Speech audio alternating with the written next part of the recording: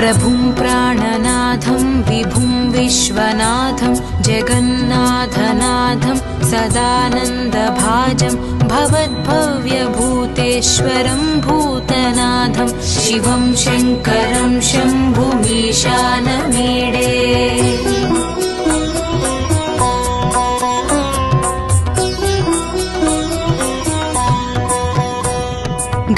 गळेरुण्डमालं तनौ सर्पजालं महाकालकालं गणेशादिपालं जटाजूटगङ्गोत्तरङ्गैर्विशालं शिवं शङ्करं शम्भुमीशानमीडे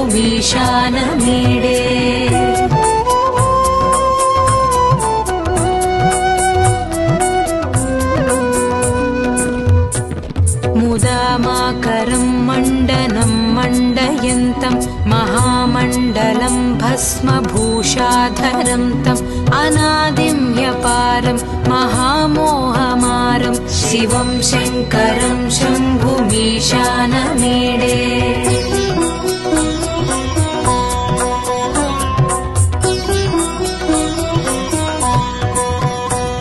वटाधो निवासं महाटाट्टहासं महापापनाशं सदा सुप्रकाशं गिरीशं गणेशं सुरेशं महेशं शिवं शङ्करं शम्भुमीशानमीडे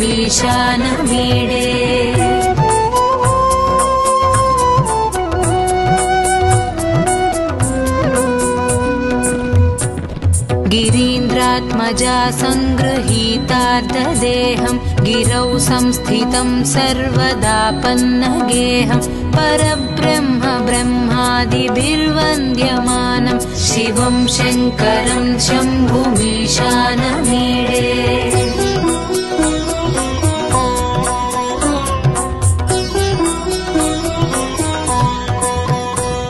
कपालं त्रिशूलं कराभ्यां दधानं पदाम्भोजनं रायकामं ददानं बलिवर्धमानं सुराणां प्रधानं शिवं शङ्करं शम्भुमीशानमीडे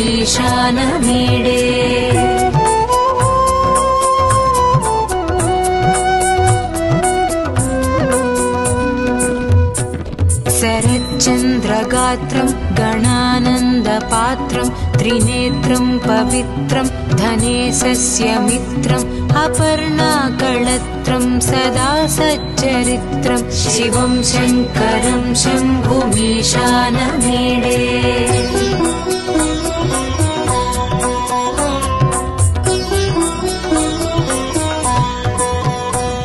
हरं सर्पहारं चिताभूविहारं भवं वेदसारं सदा निर्विकारं श्मशाने वसन्तं मनोजं दहन्तं शिवं शङ्करं शम्भुमीशानमीडे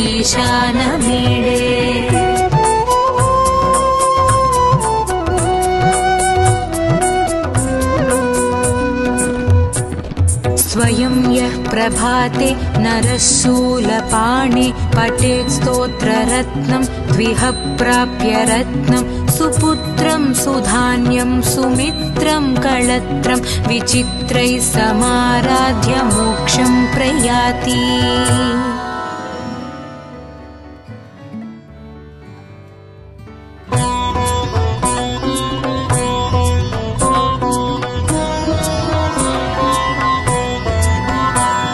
प्रभुं प्राणनाथं विभुं विश्वनाथं जगन्नाथनाथं सदानन्दभाजं भवद्भव्यभूतेश्वरं भूतनाथं शिवं शङ्करं शम्भुमीशानमीडे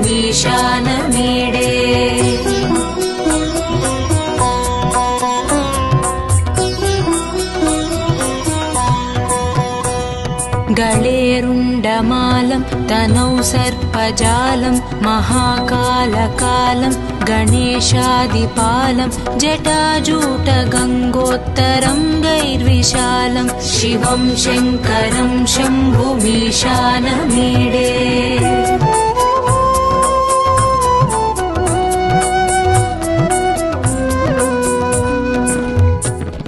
मुदामाकरं मण्डनं मण्डयन्तं महामण्डलं कालं भस्मभूषाधरं तम् अनादिं ह्यपारं महामोहमारं शिवं शङ्करं शम्भुमीशानमीडे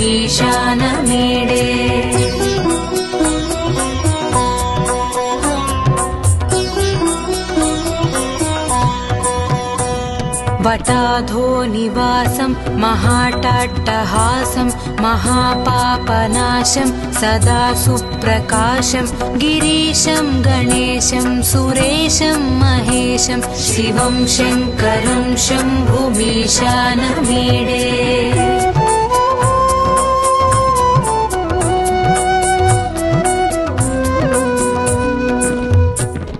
गिरीन्द्रात्मजा सङ्गृहीतार्धदेहं गिरौ संस्थितं सर्वदापन्नगेहं परब्रह्म ब्रह्मादिभिर्वन्द्यमानं शिवं शङ्करं शम्भुमीशानमीडे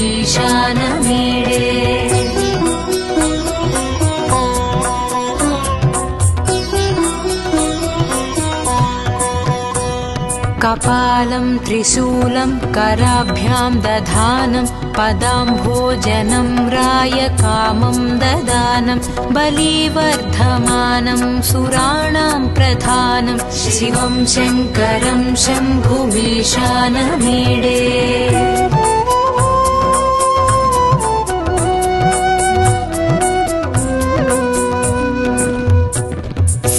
शरच्चन्द्रगात्रं गणानन्दपात्रं त्रिनेत्रं पवित्रं धनेशस्य मित्रम् अपर्णाकळत्रं सदा सच्चरित्रं शिवं शङ्करं शम्भुमीशानमीडे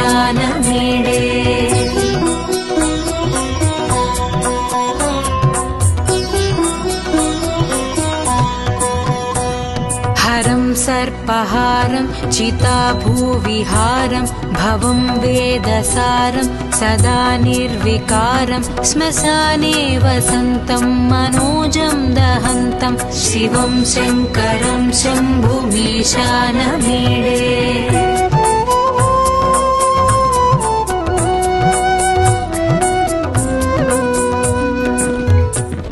स्वयं यः प्रभाते नरः शूलपाणे पठेत् स्तोत्ररत्नं द्विह प्राप्य रत्नं सुपुत्रं सुधान्यं सुमित्रं कळत्रं विचित्रैः समाराध्य मोक्षं प्रयाति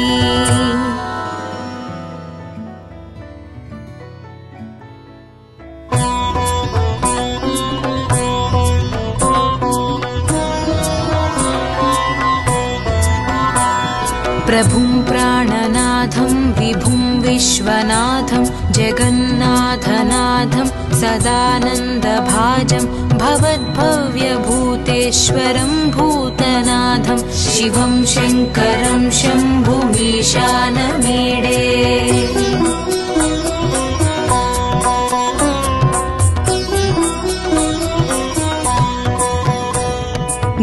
गळेरुण्डमालं तनौ सर्पजालं महाकालकालं गणेशादिपालं जटाजूटगङ्गोत्तरं गैर्विशालं शिवं शङ्करं शम्भुमीशानमीडे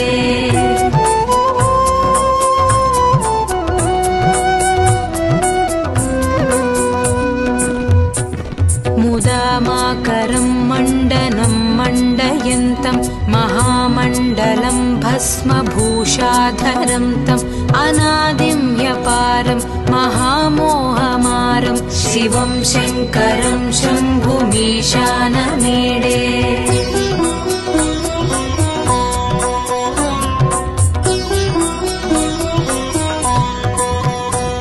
वटाधो निवासं महाटाट्टहासं महापापनाशं सदा सुप्रकाशं गिरीशं गणेशं सुरेशं महेशं शिवं शङ्करं शम्भुमीशानमीडे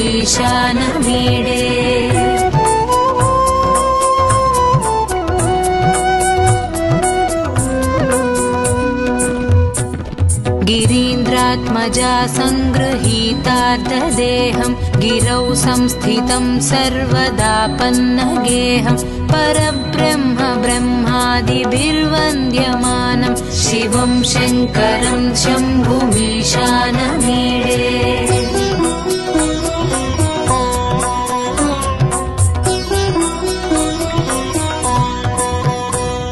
कपालं त्रिशूलं कराभ्यां दधानं पदाम्भोजनं रायकामं ददानं बलिवर्धमानं सुराणां प्रधानं शिवं शङ्करं शम्भुमीशानमीडे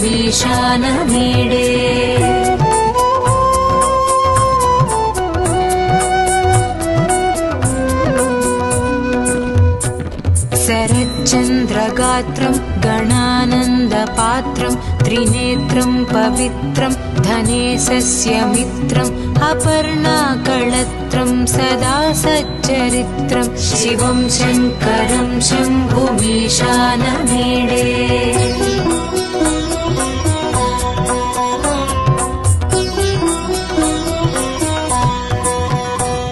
हरं सर्पहारं चिताभूविहारं भवं वेदसारं सदा निर्विकारं श्मशाने वसन्तं मनोजं दहन्तं शिवं शङ्करं शम्भुमीशानमीडे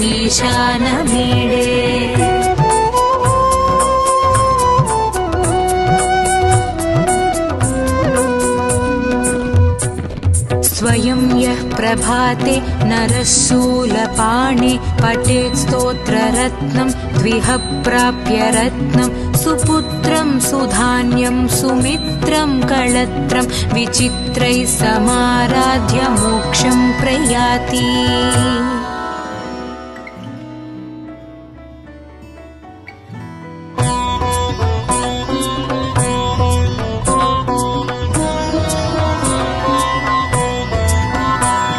प्रभुं प्राणनाथं विभुं विश्वनाथं जगन्नाथनाथं सदानन्दभाजं भवद्भव्यभूतेश्वरं भूतनाथं शिवं शङ्करं शम्भुमीशानमीडे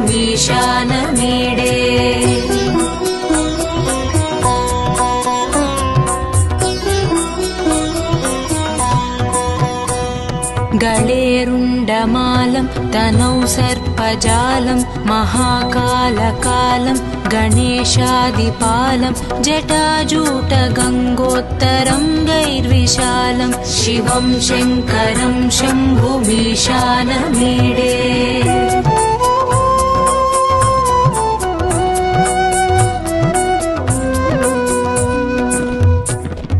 मुदामाकरं मण्डनं मण्डयन्तं महामण्डलं भस्मभूषाधरं तम् अनादिं ह्यपारं महामोहमारं शिवं शङ्करं शम्भुमीशानमीडे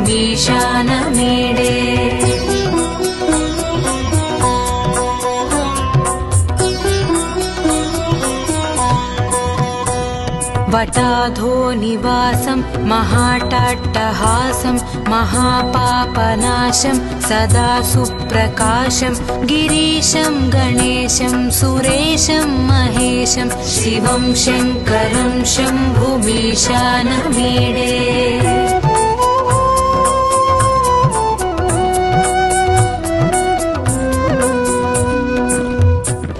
गिरीन्द्रात्मजा सङ्गृहीतार्धदेहं गिरौ संस्थितं सर्वदा पन्नगेहं परब्रह्म ब्रह्मादिभिर्वन्द्यमानं शिवं शङ्करं शम्भुमीशानमीडे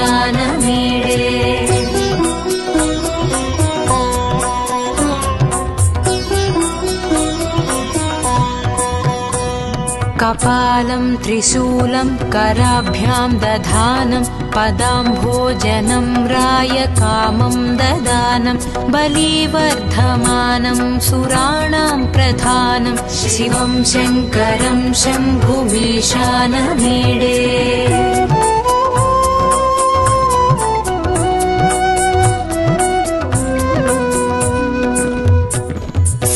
शरच्चन्द्रगात्रं गणानन्दपात्रं त्रिनेत्रं पवित्रं धनेशस्य मित्रम् अपर्णाकळत्रं सदा सच्चरित्रं शिवं शङ्करं शम्भुमीशानमीडे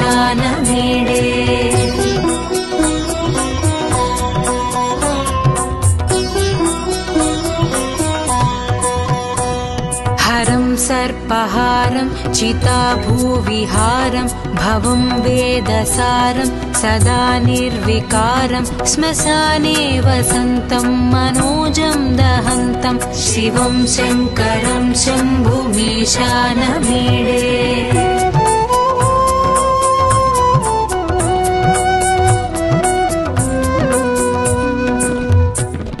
स्वयं यः प्रभाते नरः शूलपाणे पठेत् स्तोत्ररत्नं द्विह प्राप्य रत्नं सुपुत्रं सुधान्यं सुमित्रं कळत्रं विचित्रैः समाराध्य मोक्षं प्रयाति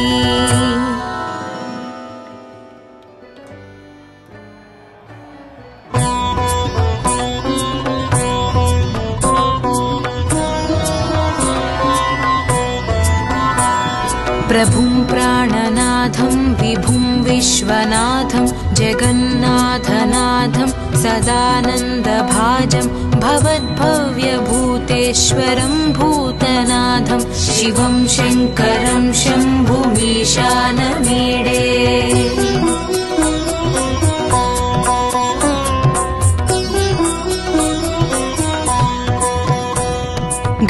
गळेरुण्डमालं तनौ सर्पजालं महाकालकालं गणेशादिपालं जटाजूटगङ्गोत्तरं गैर्विशालं शिवं शङ्करं शम्भुमीशानमीडे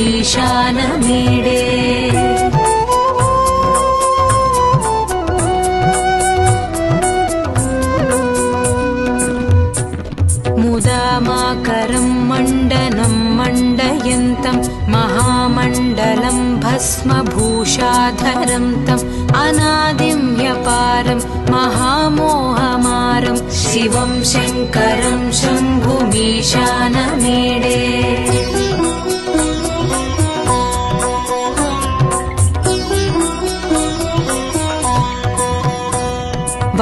वटाधोनिवासं महाटाट्टहासं महापापनाशं सदा सुप्रकाशं गिरीशं गणेशं सुरेशं महेशं शिवं शङ्करं शम्भुमीशानमीडे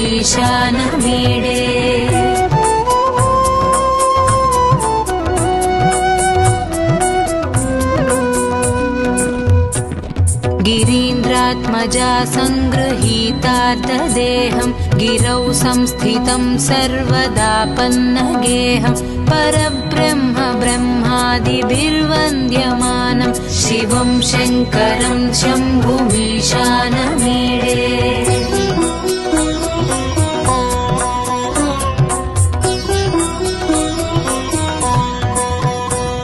कपालं त्रिशूलं कराभ्यां दधानं पदाम्भोजनं रायकामं ददानं बलिवर्धमानं सुराणां प्रधानं शिवं शङ्करं शम्भुमीशानमीडे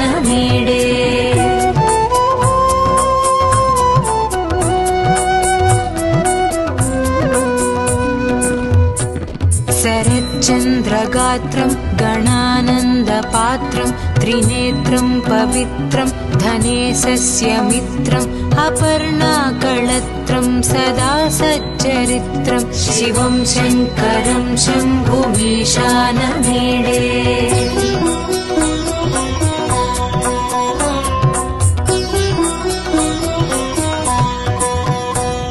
हरं सर्पहारं चिताभूविहारं भवं वेदसारं सदा निर्विकारं श्मशाने वसन्तं मनोजं दहन्तं शिवं शङ्करं शम्भुमीशानमीडे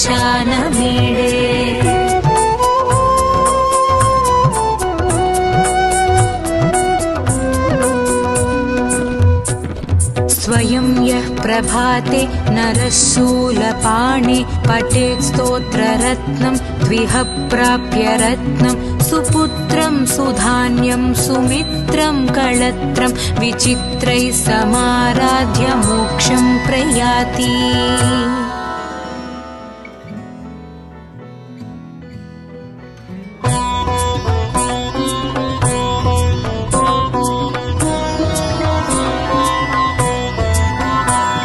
प्रभुं प्राणनाथं विभुं विश्वनाथं जगन्नाथनाथं सदानन्दभाजं भवद्भव्यभूतेश्वरं भूतनाथं शिवं शङ्करं शम्भुमीशानमीडे।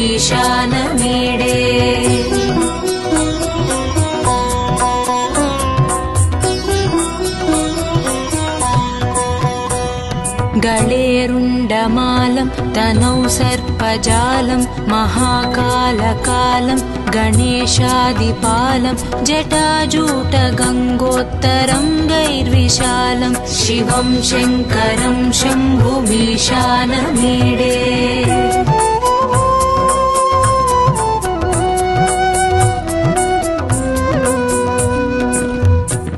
मुदामाकरं मण्डनं मण्डयन्तं महामण्डलं भस्मभूषाधरं तम् अनादिं ह्यपारं महामोहमारं शिवं शङ्करं शम्भुमीशानमीडे।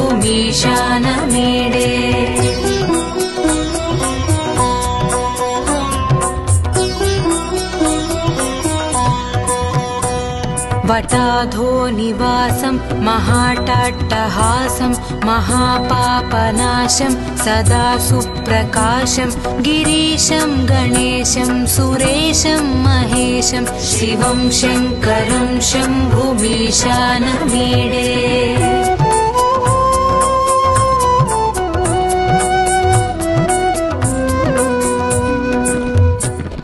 गिरीन्द्रात्मजा सङ्गृहीतार्धदेहं गिरौ संस्थितं सर्वदा पन्नगेहं परब्रह्म ब्रह्मादिभिर्वन्द्यमानं शिवं शङ्करं शम्भुमीशानमीडे।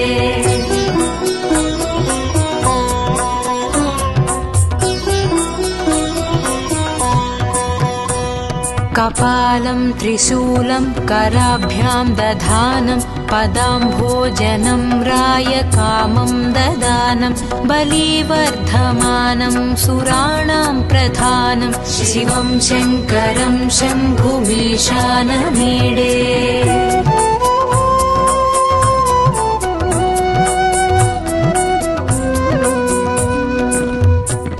शरच्चन्द्रगात्रं गणानन्दपात्रं त्रिनेत्रं पवित्रं धनेशस्य मित्रम् अपर्णाकळत्रं सदा सच्चरित्रं शिवं शङ्करं शम्भुमीशानमीडे।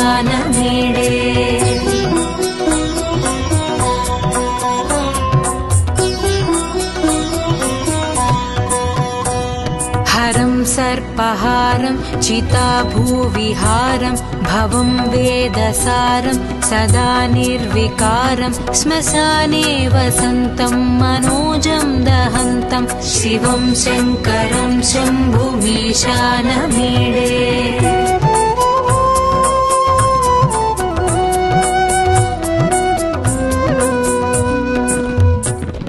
स्वयं यः प्रभाते नरः शूलपाणे पठेत् स्तोत्ररत्नं द्विह प्राप्य रत्नं सुपुत्रं सुधान्यं सुमित्रं कळत्रं विचित्रैः समाराध्य मोक्षं प्रयाति।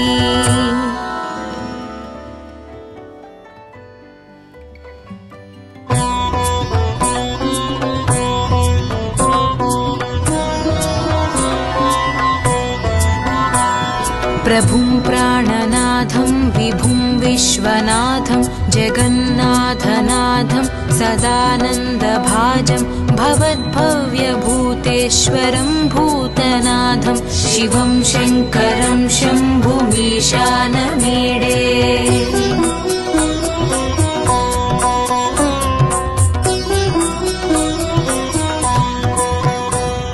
गळेरुण्डमालं तनौ सर्पजालं महाकालकालं गणेशादिपालं जटाजूटगङ्गोत्तरङ्गैर्विशालं शिवं शङ्करं शम्भुमीशानमीडे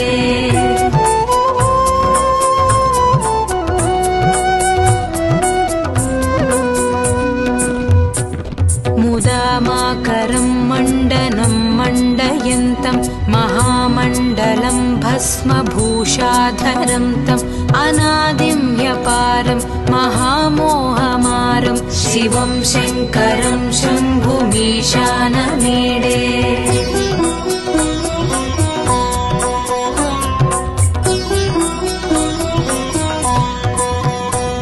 वटाधो निवासं महाटाट्टहासं महापापनाशं सदा सुप्रकाशं गिरीशं गणेशं सुरेशं महेशं शिवं शङ्करं शम्भुमीशानमीडे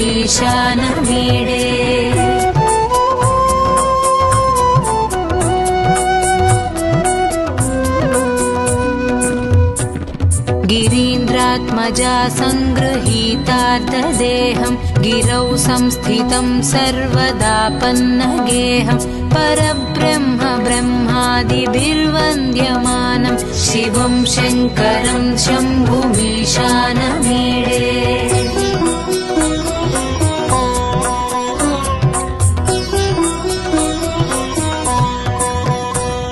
कपालं त्रिशूलं कराभ्यां दधानं पदाम्भोजनं रायकामं ददानं बलिवर्धमानं सुराणां प्रधानं शिवं शङ्करं शम्भुमीशानमीडे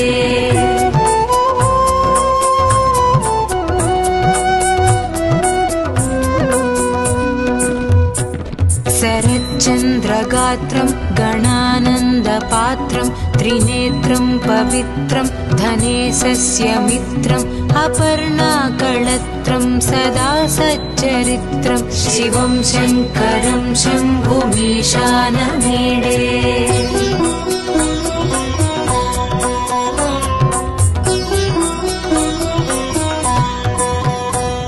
हरं सर्पहारं चिताभूविहारं भवं वेदसारं सदा निर्विकारं श्मशाने वसन्तं मनोजं दहन्तं शिवं शङ्करं शम्भुमीशानमीडे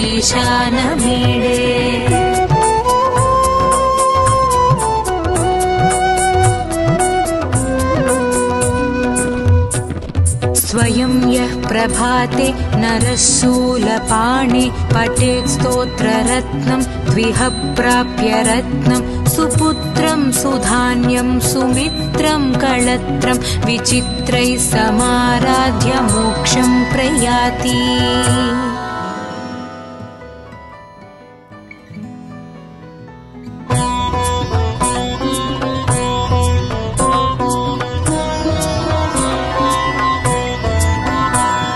प्रभुं प्राणनाथं विभुं विश्वनाथं जगन्नाथनाथं सदानन्दभाजं भवद्भव्यभूतेश्वरं भूतनाथं शिवं शङ्करं शम्भुमीशानमीडे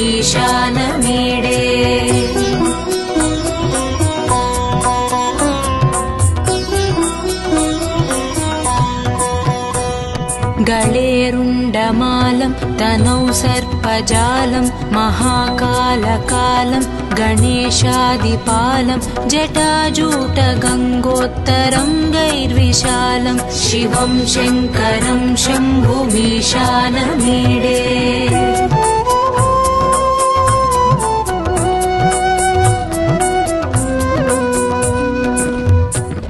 मुदामाकरं मण्डनं मण्डयन्तं महामण्डलं भस्मभूषाधरं तम् अनादिं ह्यपारं महामोहमारं शिवं शङ्करं शम्भुमीशानमीडे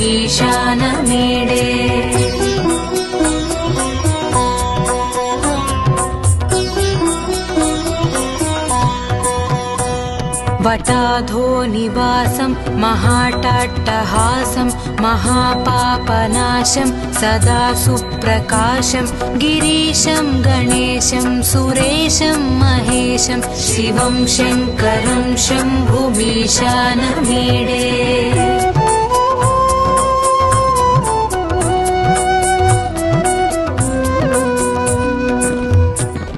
गिरीन्द्रात्मजा सङ्गृहीतार्धदेहं गिरौ संस्थितं सर्वदापन्नगेहं परब्रह्म ब्रह्मादिभिर्वन्द्यमानं शिवं शङ्करं शम्भुमीशानमीडे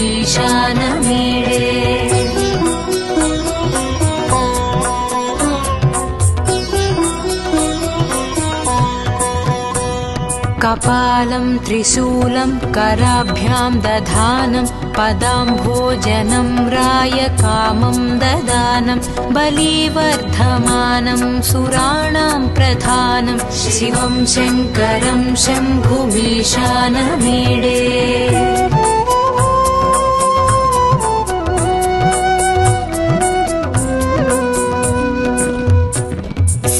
शरच्चन्द्रगात्रं गणानन्दपात्रं त्रिनेत्रं पवित्रं धनेशस्य मित्रम् अपर्णाकळत्रं सदा सच्चरित्रं शिवं शङ्करं शम्भुमीशानमीडे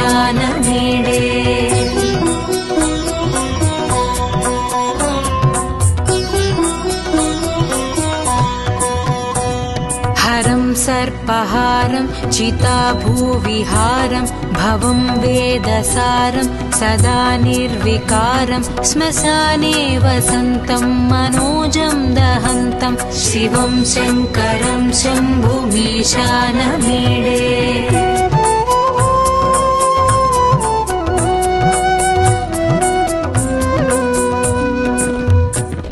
स्वयं यः प्रभाते नरः शूलपाणे पठेत् स्तोत्ररत्नं द्विह प्राप्य रत्नं सुपुत्रं सुधान्यं सुमित्रं कळत्रं विचित्रैः समाराध्य मोक्षं प्रयाति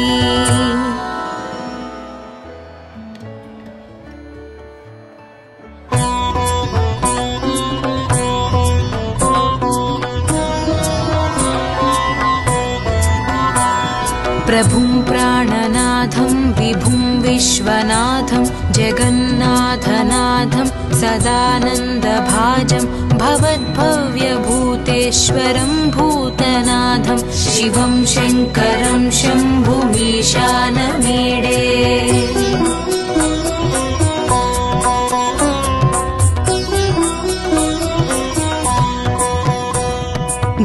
गळेरुण्डमालं तनौ सर्पजालं महाकालकालं गणेशादिपालं जटाजूटगङ्गोत्तरं गैर्विशालं शिवं शङ्करं शम्भुमीशानमीडे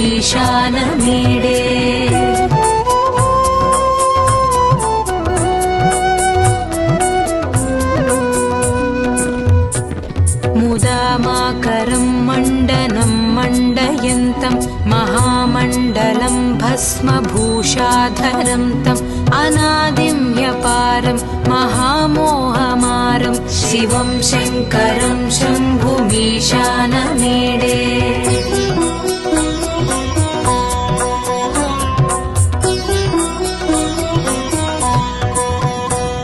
वटाधो निवासं महाटाट्टहासं महापापनाशं सदा सुप्रकाशं गिरीशं गणेशं सुरेशं महेशं शिवं शङ्करं शम्भुमीशानमीडे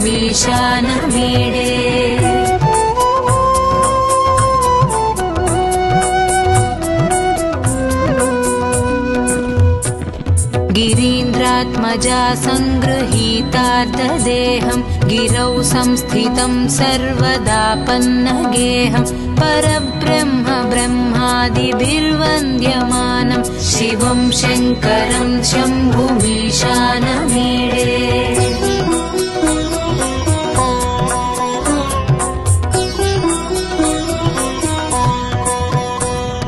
कपालं त्रिशूलं कराभ्यां दधानं पदाम्भोजनं रायकामं ददानं बलिवर्धमानं सुराणां प्रधानं शिवं शङ्करं शम्भुमीशानमीडे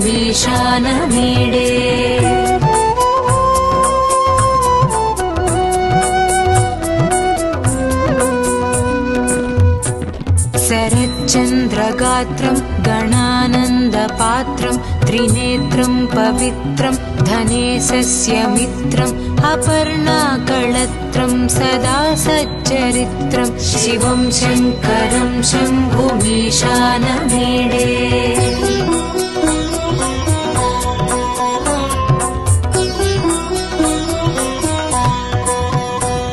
हरं सर्पहारं चिताभूविहारं भवं वेदसारं सदा निर्विकारं श्मशाने वसन्तं मनोजं दहन्तं शिवं शङ्करं शम्भुमीशानमीडे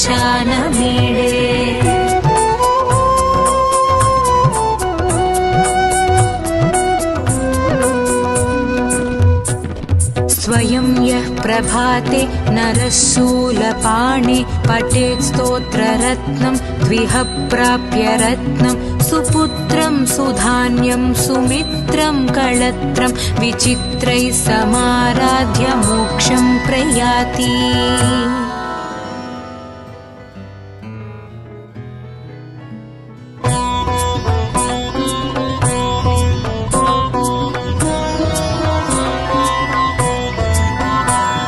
प्रभुं प्राणनाथं विभुं विश्वनाथं जगन्नाथनाथं सदानन्दभाजं भवद्भव्यभूतेश्वरं भूतनाथं शिवं शङ्करं शम्भुमीशानमीडे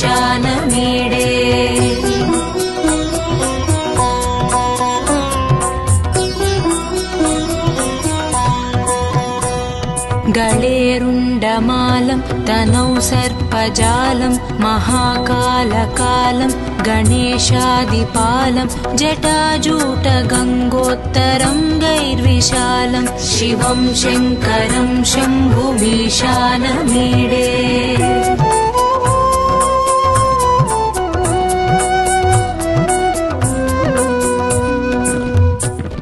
मुदामाकरं मण्डनं मण्डयन्तं महामण्डलं भस्मभूषाधरं तम् अनादिं ह्यपारं महामोहमारं शिवं शङ्करं शम्भुमीशानमीडे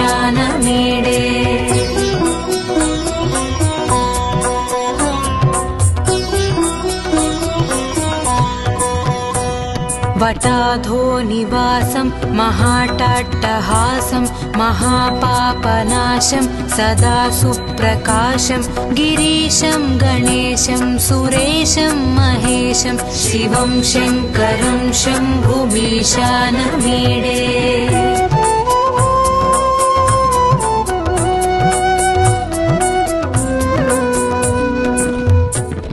गिरीन्द्रात्मजा सङ्गृहीतार्धदेहं गिरौ संस्थितं सर्वदा पन्नगेहं परब्रह्म ब्रह्मादिभिर्वन्द्यमानं शिवं शङ्करं शम्भुमीशानमीडे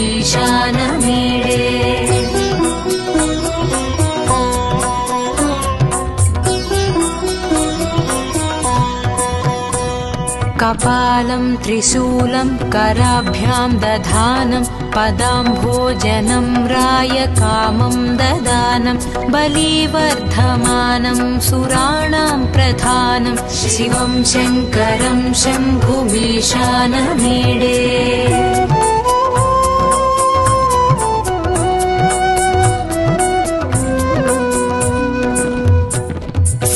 शरच्चन्द्रगात्रं गणानन्दपात्रं त्रिनेत्रं पवित्रं धनेशस्य मित्रम् अपर्णाकळत्रं सदा सच्चरित्रं शिवं शङ्करं शम्भुमीशानमीडे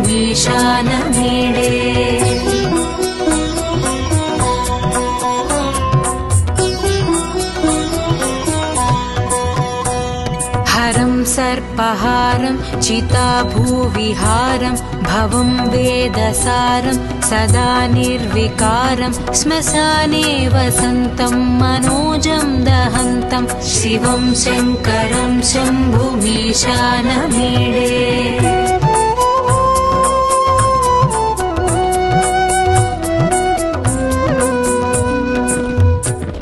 स्वयं यः प्रभाते नरः शूलपाणे पठेत् स्तोत्ररत्नं द्विह प्राप्य रत्नं सुपुत्रं सुधान्यं सुमित्रं कळत्रं विचित्रैः समाराध्य मोक्षं प्रयाति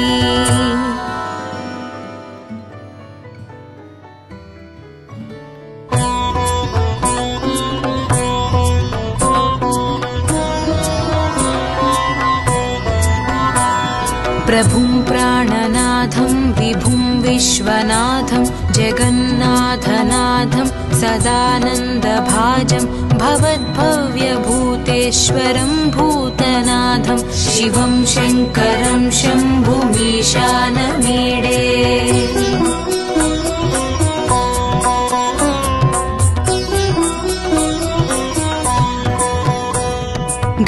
गळेरुण्डमालं तनौ सर्पजालं महाकालकालं गणेशादिपालं जटाजूटगङ्गोत्तरं गैर्विशालं शिवं शङ्करं शम्भुमीशानमीडे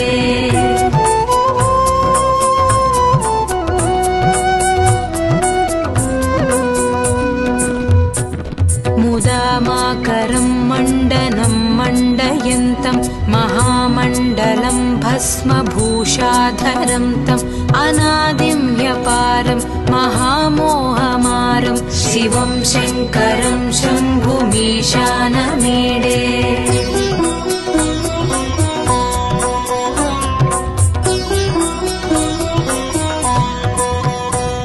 वटाधो निवासं महाटाट्टहासं महापापनाशं सदा सुप्रकाशं गिरीशं गणेशं सुरेशं महेशं शिवं शङ्करं शम्भुमीशानमीडे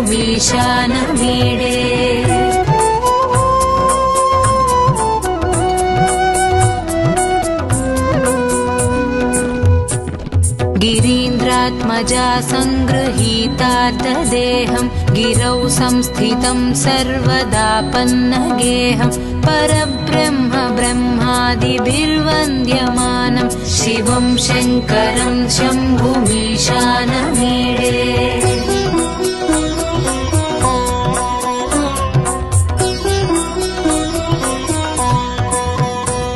कपालं त्रिशूलं कराभ्यां दधानं पदाम्भोजनं रायकामं ददानं बलिवर्धमानं सुराणां प्रधानं शिवं शङ्करं शम्भुमीशानमीडे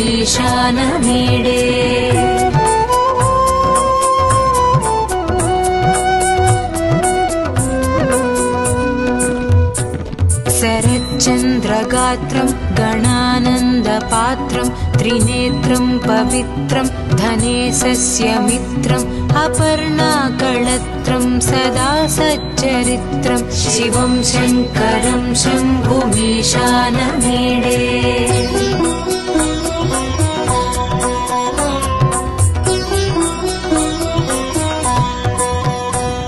हरं सर्पहारं चिताभूविहारं भवं वेदसारं सदा निर्विकारं श्मशाने वसन्तं मनोजं दहन्तं शिवं शङ्करं शम्भुमीशानमीडे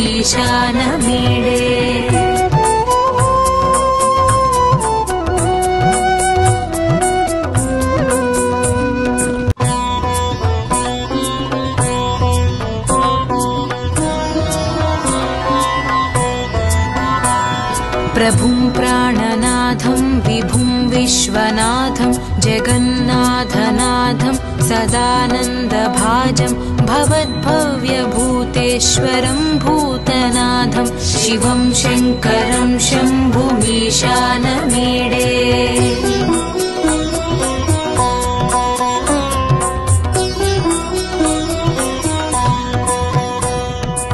गलेरुण्डमालं तनौ सर्पजालं महाकालकालं गणेशादिपालं जटाजूटगङ्गोत्तरं गैर्विशालं शिवं शङ्करं शम्भुमीशानमीडे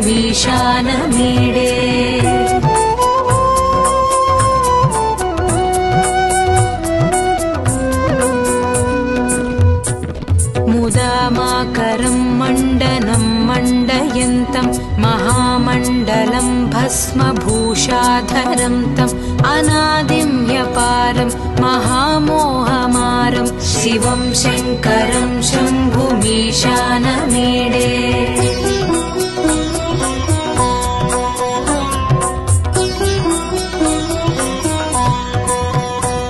वटाधो निवासं महाटाट्टहासं महापापनाशं सदा सुप्रकाशं गिरीशं गणेशं सुरेशं महेशं शिवं शङ्करं शम्भुमीशानमीडे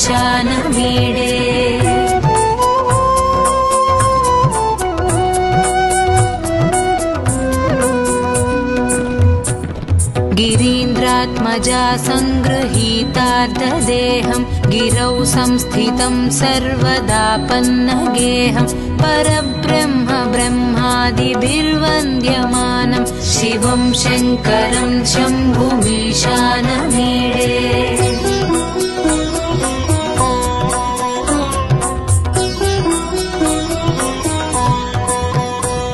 कपालं त्रिशूलं कराभ्यां दधानं पदाम्भोजनं रायकामं ददानं बलिवर्धमानं सुराणां प्रधानं शिवं शङ्करं शम्भुमीशानमीडे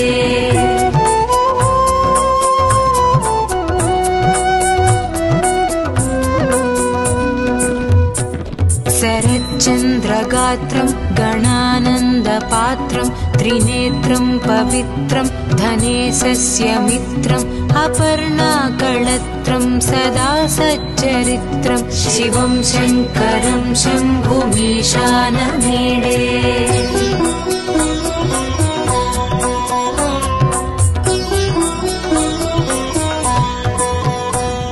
हरं सर्पहारं चिताभूविहारं भवं वेदसारं सदा निर्विकारं श्मशाने वसन्तं मनोजं दहन्तं शिवं शङ्करं शम्भुमीशानमीडे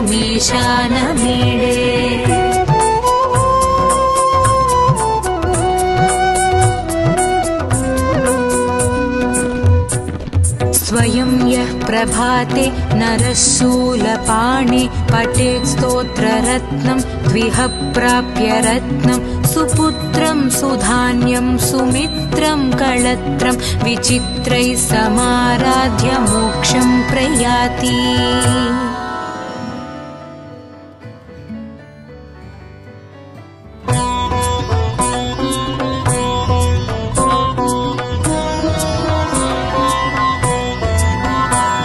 प्रभुं प्राणनाथं विभुं विश्वनाथं जगन्नाथनाथं सदानन्दभाजं भवद्भव्यभूतेश्वरं भूतनाथं शिवं शङ्करं शम्भुमीशानमीडे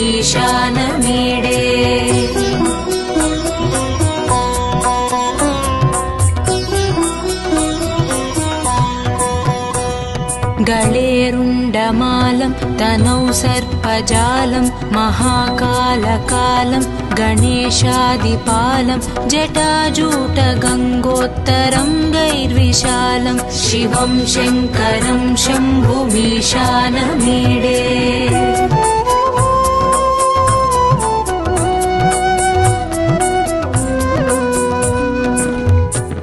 मुदामाकरं मण्डनं मण्डयन्तं महामण्डलं भस्मभूषाधरं तम् अनादिं ह्यपारं महामोहमारं शिवं शङ्करं शम्भुमीशानमीडे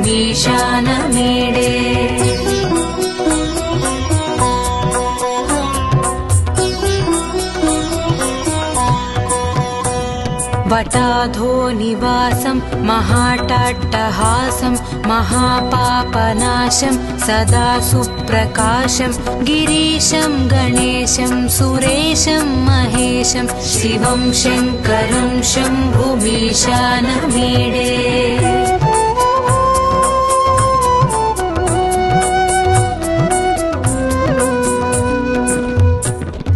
गिरीन्द्रात्मजा सङ्गृहीतार्धदेहं गिरौ संस्थितं सर्वदापन्नगेहं परब्रह्म ब्रह्मादिभिर्वन्द्यमानं शिवं शङ्करं शम्भुमीशानमीडे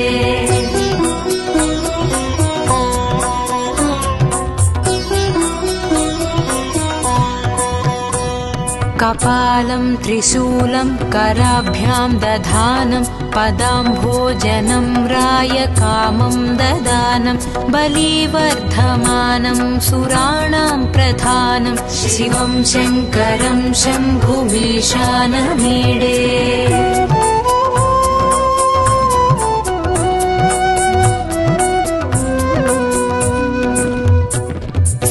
शरच्चन्द्रगात्रं गणानन्दपात्रं त्रिनेत्रं पवित्रं धनेशस्य मित्रम् अपर्णाकळत्रं सदा सच्चरित्रं शिवं शङ्करं शम्भुमीशानमीडे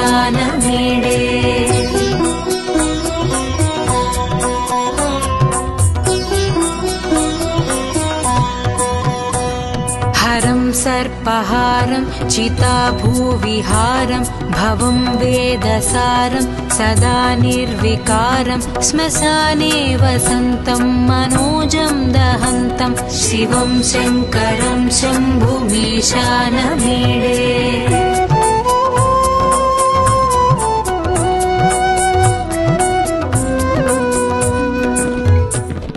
स्वयं यः प्रभाते नरः शूलपाणे पठेत् स्तोत्ररत्नं द्विह प्राप्य रत्नं सुपुत्रं सुधान्यं सुमित्रं कळत्रं विचित्रैः समाराध्य मोक्षं प्रयाति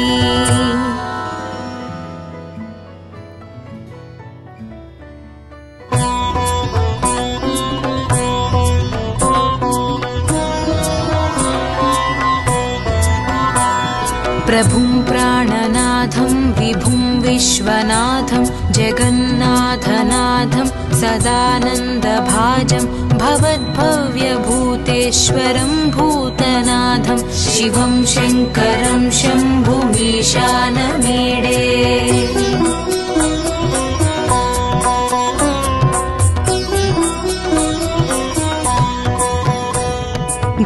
गळेरुण्डमालं तनौ सर्पजालं महाकालकालं गणेशादिपालं जटाजूटगङ्गोत्तरं गैर्विशालं शिवं शङ्करं शम्भुमीशानमीडे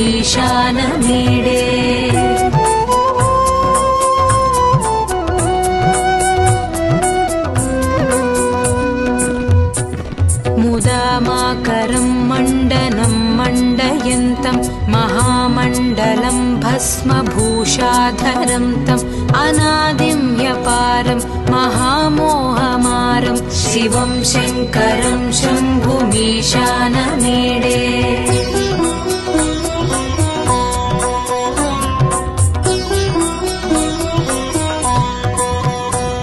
वटाधो निवासं महाटाट्टहासं महापापनाशं सदा सुप्रकाशं गिरीशं गणेशं सुरेशं महेशं शिवं शङ्करं शम्भुमीशानमीडे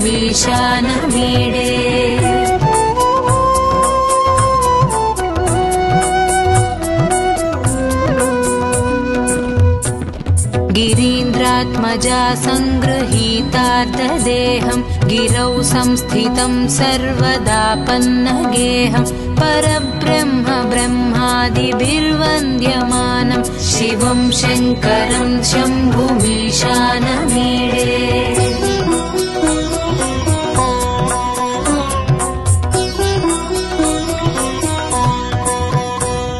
कपालं त्रिशूलं कराभ्यां दधानं पदाम्भोजनं रायकामं ददानं बलिवर्धमानं सुराणां प्रधानं शिवं शङ्करं शम्भुमीशानमीडे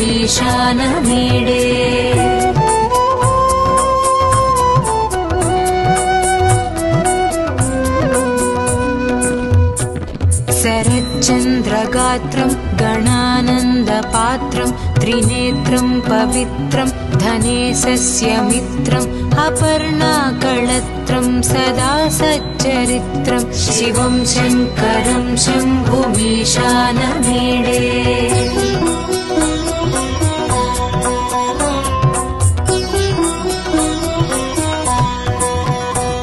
हरं सर्पहारं चिताभूविहारं भवं वेदसारं सदा निर्विकारं श्मशाने वसन्तं मनोजं दहन्तं शिवं शङ्करं शम्भुमीशानमीडे